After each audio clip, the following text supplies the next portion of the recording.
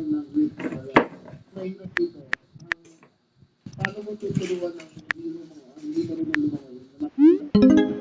Ayon kay Secretary Remulla, maaari raw sanang naiwasan ang trahedya na lumalabas sa investigasyon ng CID. Secretary Bobby Remulla, ang kwento ng dalawang ating Philippine Eagles.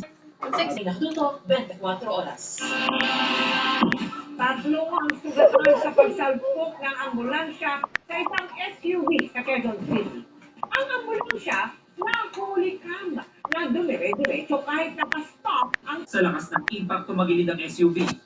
Bumangga sa center island ang ambulansya. Sa isa pang anggulo ng CCTV, kita na nakastop na ang traffic light sa westbound lane ng Quezon Avenue. Dire-diretso pa rin ang ambulansya na mabilis nayupi ang harapang bahagi. Kaya hindi natin kinaya ng operator namin. Parang nablanko na rin kasi kami. Wala kami, hindi naman napasin yung kung naka-stop ba o naka-go. Hindi naman nasugatan ng mag-asawang senior citizen na sakay ng tumagilid na SUV. Papunta na silang trabaho. Ang mga nakuhanan ng mga CCTV sa paaralan sa Tacloban kung saan tatlo ang nasawi sa pamamaril ng dalawang estudyante.